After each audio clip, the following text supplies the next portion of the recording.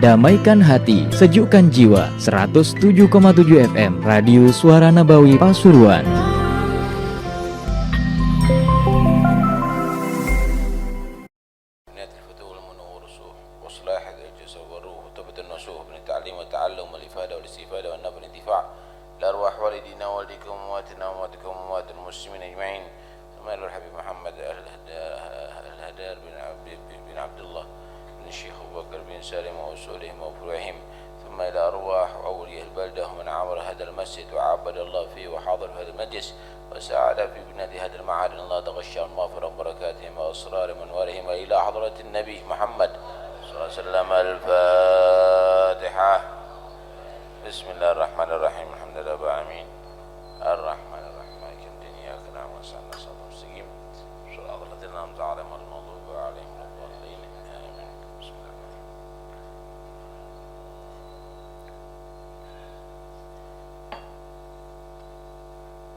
Bismillah, walhamdulillah, wassalatu wassalamu ala rasulillah Sayyidina Maulana Muhammad bin Abdullah wa ala alihi wa sahbihi wa man wala wa la hawla wa la quwwata illa billah, amma ba'd. Qala Rasulullah sallallahu alaihi wa alihi wa sahbihi wa sallam, hassinu amwalakum bizzakah وداووا مرضاكم بالصدقة وأعدوا للبلاء الدعاء رواه الطبراني. Bersabda Rasulullah sallallahu alaihi wa alihi wa sahbihi wasallam, hassinu,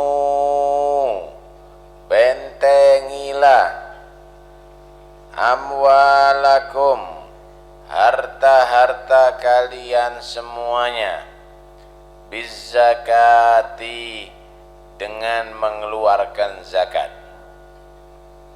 wadawu, dan obatilah, mardokum, orang-orang yang sakit di antara kalian semuanya, bisadaqah, dengan mengeluarkan sedekah, wa'iddu, dan persiapkanlah, lil balai, untuk malapetaka, biddu'a, yaitu berdoa. 3 pesan Nabi sallallahu alaihi wa alihi wasallam. Pesan pertama, punya harta, punya duit, kaya, pingin gak ludes, pingin gak bangkrut, pingin tetap jaya, pingin gak berubah miskin, jangan lupa keluarkan zakat. Karena zakat itu jika bercampur dengan harta kita, maka akan menyebabkan harta kita ludes, akan menyebabkan harta kita tadi itu akan rugi. Hati-hati. Jadi tambah rugi, Pak, tambah bahaya kalau duit zakat itu enggak dikeluarkan. Dalam satu hadis Nabi sallallahu alaihi wasallam bersabda, "Ma talifa malun fi barrin aw bahrin illa bihabsiz zakah." Tidak akan hancur, tidaklah binasa harta, baik di daratan maupun di lautan, kecuali sebabnya adalah karena tidak mengeluarkan zakat, curang terhadap zakat, nyolong zakat, ngentit zakat.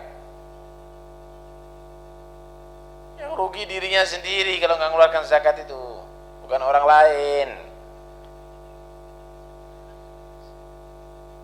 Anak kecil kepingin sehat disunat, ada yang harus dibuang dagingnya. Paham ya? Pada hakikatnya melukai itu, tapi sebenarnya pada zahirnya seperti melukai, tapi pada hakikatnya adalah menyehatkan itu anak. Begitu juga orang dikeluarin zakatnya, zahirnya seperti ngurangi harta, tapi pada hakikatnya itu adalah nambahi berkah harta.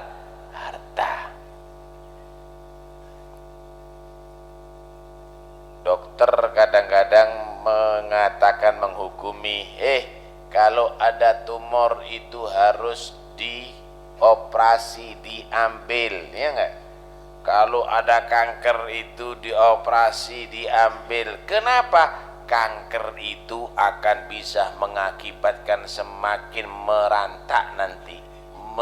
Akhirnya yang lainnya semakin parah sakitnya nantinya. Karena kanker itu akan berkembang di tubuh manusia, harus diambil. Zakat itu diantara hartanya kita ada kankernya, itu harus dikeluarkan. Kalau nggak dikeluarkan, grogoti harta yang lainnya, ludes semuanya. Bisa sakit pekerjaan kita, bisa mampus pekerjaan kita gara-gara tidak mengeluarkan zakat. Hati-hati, zakat itu rugi orang kalau nggak mengeluarkan zakat dari itu. Hasinu amwalakum biz zakat. Itu di dunia, hartanya nggak berkah. Di akhirat orang yang nggak mengeluarkan zakat tadi itu diancam sama Allah. Alladzina yaknizuna adh-dhahaba wal fiddata wa la yunfigunaha fi sabilillah fabashshirhum bi'adzabin alim. Orang-orang yang dia tadi itu di dunia ngumpul-ngumpulkan harta tok. Orang yang di atas dunia tadi itu dia hanya mengumpulkan kekayaan saja. Fabashshirhum bi'adzabin alim. Tidak dikeluarkan zakatnya, maka kasih kabar ya, supaya senang. Allah akan menyiksa dengan azab yang bahagia. Dikatakan kabar senang, padahal kabar nggak senang itu. Ini penghinaan. Tuh, orang yang bergelimang di hartanya, nggak mengeluarkan hartanya daripada hartanya zakatnya, maka kasih kabar biar dia gembira, akan disiksa dengan azab yang menyakitkan.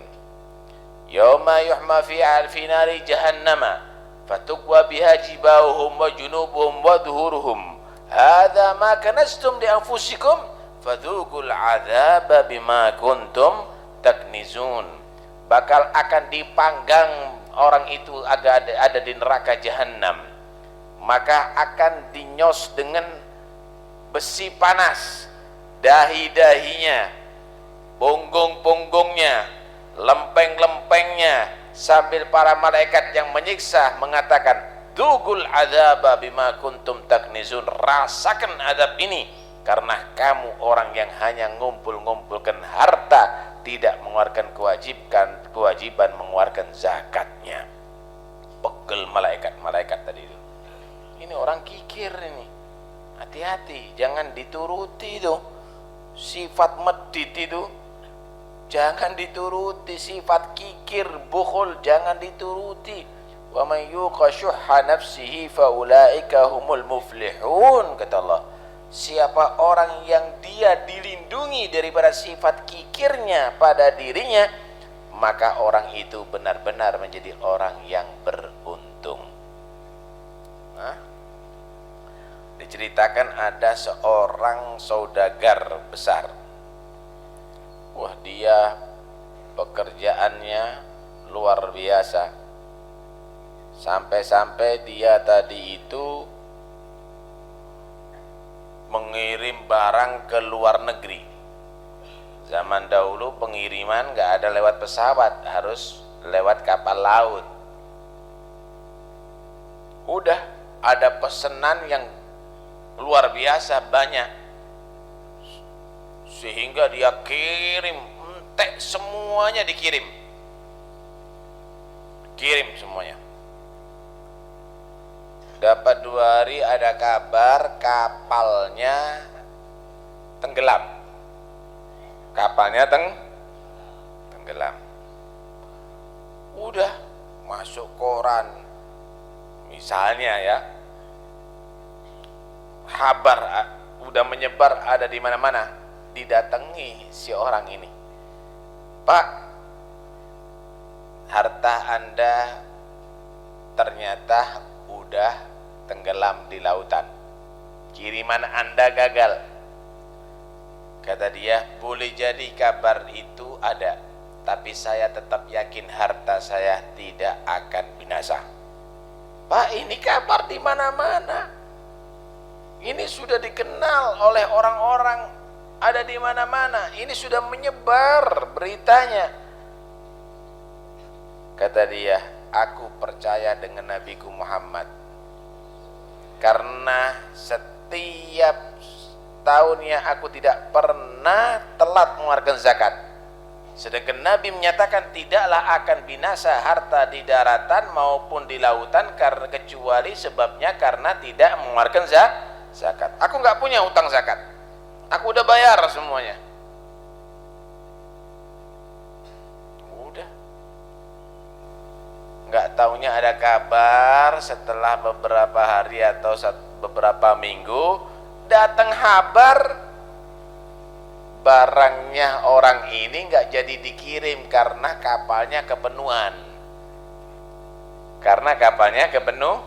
Kepenuhan ditunda untuk pengiriman berikutnya.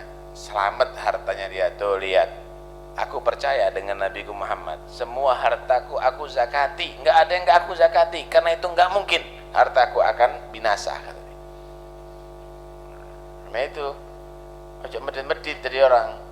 Kalau Anda itu punya harta, keluarin zakatnya, itu insya Allah akan jadi berkah, selamat jadinya.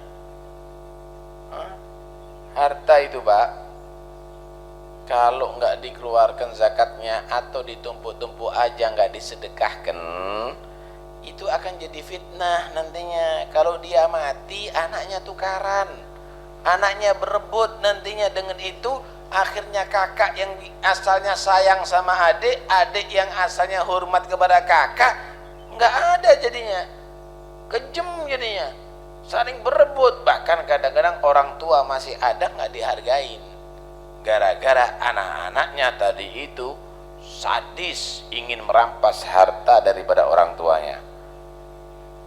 Jadi fitnah. Karena itu biasakan untuk mengeluarkan zakat tadi itu dengan ikhlas, dengan tulus, insya Allah berkah hartanya. Jangan-jangan nanti karena harta nggak dizakatin, ditinggal mati, sama anak-anaknya dibuat beli narkoba, dibuat mabuk-mabukan, nggak berkah jadinya. Tahu air nggak? Air itu kalau mengalir bisa dibuat wudhu. Air itu kalau mengalir terus masuk ke rumah-rumah bisa dibuat masak, cuci-cuci, bisa dibuat mandi. Air itu kalau mengalir ke sawah-sawah bisa dibuat tanaman padi, ke kebun-kebun tanaman buah-buahan, bunga-bunga. Manfaat air itu kalau mengalir. Kemudian airnya habis, enggak, terus keluar, nyumber. Begitulah juga kita dalam menerima rezeki Allah, biar mengalir itu rezeki, mengalir itu rezeki. Ketika mengalir itu rezeki, insya Allah jadi seperti sumber, terus keluar itu, terus dilancarkan rezekinya oleh Allah Subhanahu Wa Taala. Tapi kalau sudah dia dapat dikumpulkan nggak mengalir sama sekali, nggak netes, itu sama dengan air yang menggenang. Air yang menggenang itu selain tidak memberikan manfaat, maka berbahaya karena akan menjadi sarang nyamuk malaria, nyamuk demam berdarah. Begitulah juga orang-orang yang kaya, yang dia cukup menghitung duitnya ditanam, tidak dikeluarkan zakatnya, tidak bersedekah, selain dia tidak manfaat hartanya, bakal akan mengeluarkan banyak penyakit-penyakit yang akan merugikan dia, merugikan keluarganya dia nantinya. Jadi dianggap itu adalah bagus. Wah, bagus. Masuk haram keluar, wajib masuk haram keluar. Itu orang bakal akan nyesel dengan hartanya nanti di hari kiamat. Nah, taib. Pesan Nabi yang kedua, wadawu mardhakum bisadaqah, obati orang-orang sakit di antara kamu dengan sedekah. Boleh kamu ke dokter, boleh kamu minum obat, boleh kamu minum jamu, boleh kamu tadi itu dirawat di rumah sakit, silahkan, itu namanya ikhtiar. Tapi jangan lupa resep dari Nabi, sedekah. Sedekah. Orang dulu itu kalau sakit sedikit beli beras, dilihat tetangganya yang nggak punya dikirimi beras, sedekah. Niat jadi obat. Loh, sehat-sehat orang dulu, sehat-sehat orang dulu. Sekarang muda-muda kena stroke. Sekarang ini kadang-kadang macam-macam. Kenapa? Karena resepnya Nabi nggak dipakai. Sedekah. Malah kalau perlu jangan nunggu sakit. Anak-anaknya supaya sehat, disedekahi untuk anak-anaknya supaya anaknya sehat, nggak kena penyakit. Keluarganya supaya sehat, keluarkan sedekah dengan niat supaya mereka menjadi orang yang sehat. Begitu. Karena itu jangan dianggap enteng sedekah itu. Sedekah itu akan membuat orang itu sehat walafiat. Orang itu akan menjadi bahagia dunia sampai akhirat. Nah, kalau sekarang kan enggak, mau siap mengeluarkan biaya ratusan juta dengan obat, dengan suntikan, dengan itu enggak sedekah. Jadinya akhirnya ketergantungan dengan obat seterusnya. Coba sedekah. Ya silakan, berobat itu juga bagus, nggak ada masalah. Tapi resep dari Nabi ini jangan dibuang. Sedekah supaya sehat keluarganya kamu. Jadi kalau misalnya anaknya sakit, paham ya? Selain bawa dokter, sedekah. Keluarganya ada yang sakit begitu, sehat juga begitu, tak sedekahi supaya anak saya tadi itu sehat walafiat. Insya Allah akan diberikan kesembuhan oleh Allah Subhanahu wa Ta'ala. Ya? Nah, wa'iddu lil bala'i ad-du'a, pesan ke Nabi yang ketiga, persiapkan untuk bala itu dengan doa. Kira-kira yang bisa membuat orang selamat kalau gunungnya itu meletus itu apa? Bisa polisi nyelamatkan, bisa tentara nyelamatkan, bisa pemerintah nyelamatkan kalau tsunami datang, kalau gempa datang. Nih, bala itu bisa datang seketika loh. Langsung misalnya moro-moro goyang semuanya, roboh kabeh. Terjadi misalnya tsunami, datang banjir, kelem semuanya. Terus apa yang bisa menolak bala itu? Persiapkan untuk bala, doa selamat setiap saatnya ya. Minta doa selamat setiap saatnya. Jangan kamu merasa aman. Bala itu bisa datang seketika. Wa'iddu lil bala'i ad-du'a. Nah itu Allah itu memerintahkan kita berdoa setiap saatnya. Ud'uni astajib lakum, doalah kamu kepada aku Allah niscaya akan mengabulkan doa kalian semuanya. Bahaya itu kalau bala datang. Apa sih yang menyebabkan bala? Apa yang bisa menyebabkan bala, Pak? Dhaharal fasadu fil barri wal bahri bima kasabat aydin nas. Timbulnya kerusakan di daratan, di lautan itu karena ulah manusia, karena perbuatan manusia. Mereka merubah tatanan Allah di atas bumi.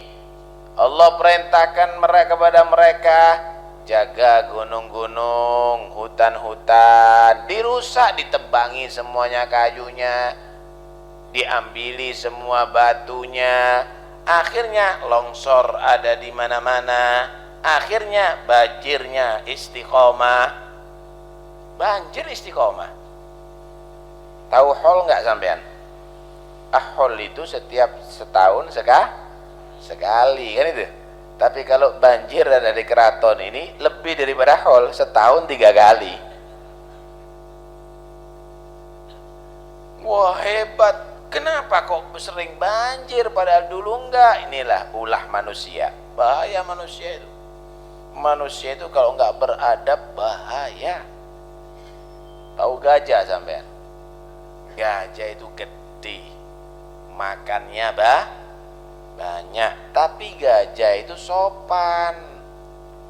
Gajah itu sopan, yang dimakan cuma makanannya.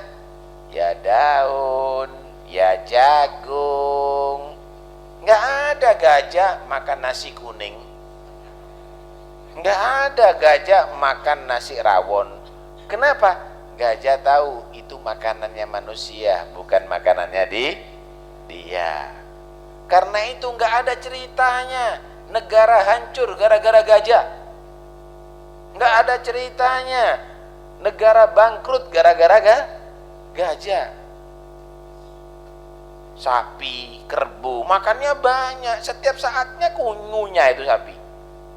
Tapi sapi tidak mau makan kecuali makanannya rumput, daun. Nggak pernah kita melihat sapi makan sate. Kenapa? Sapi masih menghargai itu makanannya manusia. Cuma manusia yang perutnya kecil ini macan itu juga sadis. Macan itu wah, galak itu macan. Pemangsa itu. Tapi yang dimangsa makanannya kancil. Iya. Yang dimakan sama macan kijang misalnya, kambing. Pernah sampai kelihatan macan makan soto? Nggak ada. Mereka hidup dalam kehidupannya tidak merugikan, Pak, tidak merugikan kita semuanya. Dan dia makannya secukupnya. Nggak ada ceritanya hutan gundul gara-gara sapi. Nggak ada ceritanya kehidupan di hutan itu hancur gara-gara macan. Enggak. Tapi manusia ini bahaya kalau mereka itu tidak beradab. Perutnya sih kecil, 1 jengkilan ini masuk semuanya, babat saususnya. 1 piring penuh udah perutnya. Cuma kalau udah tamak manusia ini, wallah, hutannya habis dimakan manusia, aspalnya habis dimakan manusia, semuanya dihabisin sama manusia. Karena itu timbulnya kerusakan, bukan karena gajah, bukan karena harimau, macan, bukan karena sapi, bukan karena binatang-binatang yang besar, tapi timbulnya kerusakan di daratan maupun di lautan itu karena ulahnya manusia. Tidak ada ceritanya laut itu hancur gara-gara ikan paus, gara-gara ikan hiu. Laut itu rusak semuanya gara-gara ulahnya manusia. manusia. Bahaya itu manusia. Lah, yang bisa menolak bala itu siapa? Manusia, nggak bisa. Kejadian yang di Aceh misalnya, kejadian di Aceh, mati kabeh sak polisi ini mati, sak TNI-nya meninggal dunia, sak tank-tanknya itu loh pindah Pak, pindah, tanknya ada di laut, kapalnya ada di darat, ngalih. Tuh bagaimana Allah buat kuasa begitu. Cuma yang jelas itu sebetulnya bukan karena Allah tadi itu ingin menyiksa kita, ingin menyadarkan kita. Kok tidak sadar tak? Dibuat model begitu tuh Allah Subhanahu wa ta'ala ingin memberikan pelajaran kepada kita. Jangan macam-macam yang takut sama Tuhan, yang patuh dengan Allah. Kembali kepada Allah, itu satu-satunya cara untuk melindungi diri daripada adab Allah. Gunung itu kalau kita lihat, indah sekali, hawanya sejuk, pemandangannya bagus, burung-burungnya berkicau, luar biasa, mengasihkan sekali. Tapi kalau sudah Allah marah, berubah itu gunung, bisa menakutkan itu. Keluar lahar yang panas, yang sejuk akan menjadi panas, pemandangan yang indah akan bisa menjadi menakutkan. Kenapa? Allah marah ada saat itu. Kalau kita lihat bagaimana di Tokyo, Jepang, bangunannya megah-megah, luar biasa, anti gempa. Di bawah ini Pak dikasih pir. Jadi bangunan yang ada di Tokyo itu kalau ada gempa ikut goyang. Kenapa? Karena anti gempa kata dia. Akhirnya Allah Subhanahu wa ta'ala ngasih pelajaran, dikasih ada di situ gempa yang nggak bisa. Itu semuanya akan bertahan, rubuh kabeh sujud. Nggak bisa kalau Allah marah.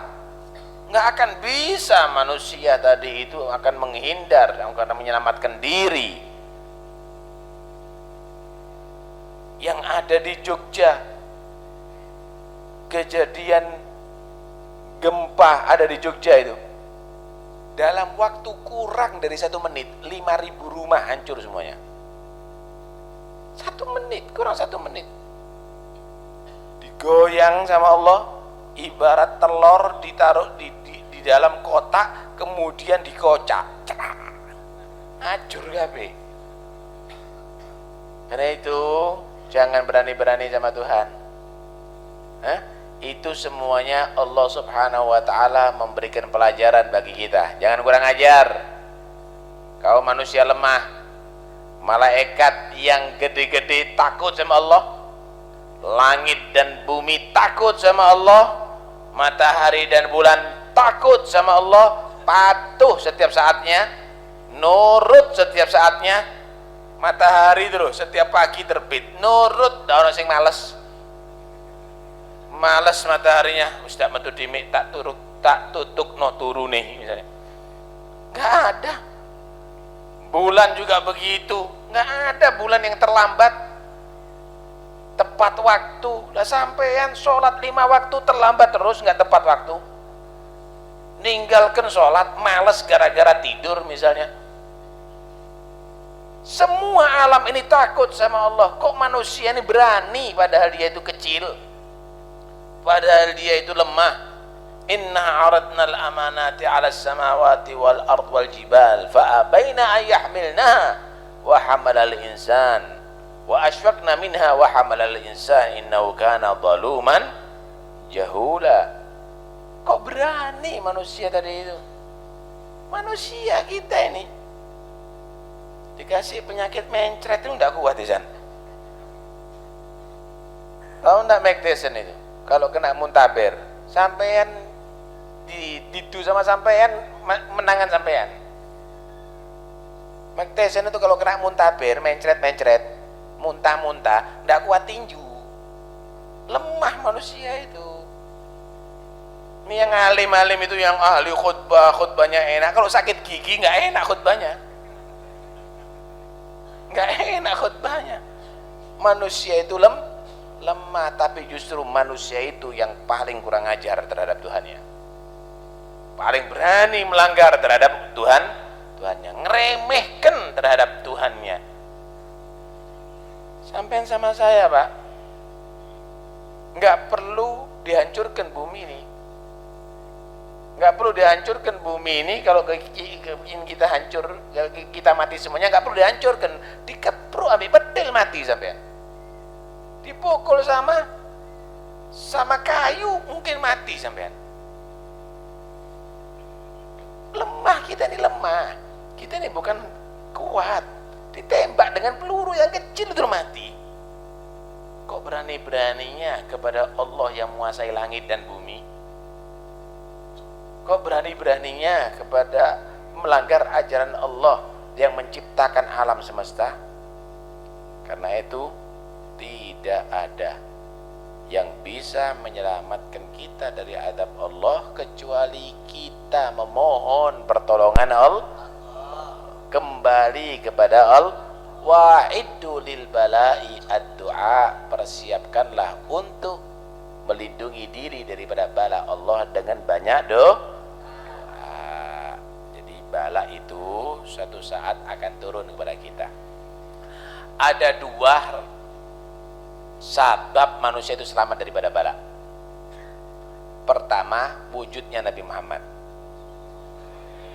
Kalau sampean lihat bagaimana Nabi Nuh di masa hidupnya, kelihatan bala yang besar berupa banjir yang menghabiskan seluruh kaumnya. Nabi Hud juga begitu, Nabi Soleh juga begitu, nabi-nabi yang lainnya, bagaimana Allah mengadab kaumnya dan mereka melihat. Nabi Muhammad walaupun orang-orang Arab saat itu banyak mengganggu, kok nggak turun adabnya seperti umatnya Nabi Nuh, seperti umat-umat Nabi yang dulu? Itu karena adanya Nabi Muhammad. Nabi Muhammad ini karena rahmatnya gede, Pak, sama manusia. Wa ma arsalnaka illa rahmatan lil alamin. Akhirnya Allah aja nggak nurunkan bala kepada orang kafir yang hidup saat itu sebagaimana orang-orang kafir yang hidup sebelum beliau. Kenapa? Nabi nggak mau ada kehancuran terhadap mereka juga. Nabi berharap bapak nggak beriman, anak beriman kepada Allah. Nabi berharap nggak Islam sekarang, mungkin di tahun-tahun berikutnya dia akan menjadi orang Islam. Sehingga nggak pernah Nabi doakan jelek kepada mereka. Tapi ada beberapa didoakan per orang. Allahumma alaika bi Abi Jahal, Allahumma alaika bi Utbah, Allahumma alaika. Hanya orang-orang tertentu. Tidak pernah Nabi doakan hancurkan semua penduduk sini, enggak.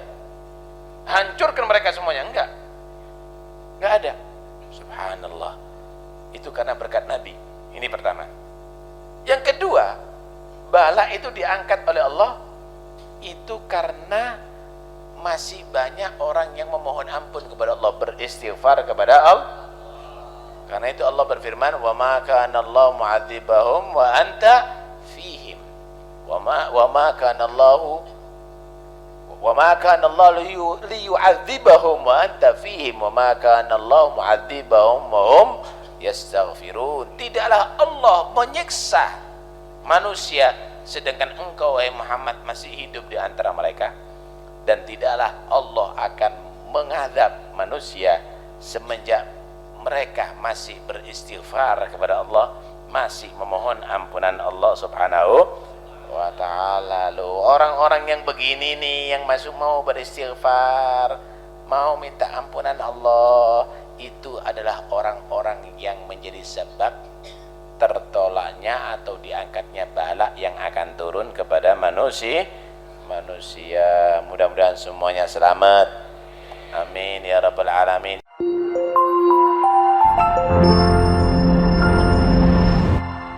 Damaikan hati, sejukkan jiwa. 107,7 FM Radio Suara Nabawi Pasuruan.